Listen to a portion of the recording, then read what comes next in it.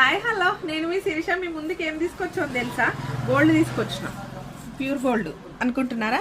Just ఇవి మనకి మెట్టెలండి, పంచలోహంలో మెట్టెలు అన్నమాట.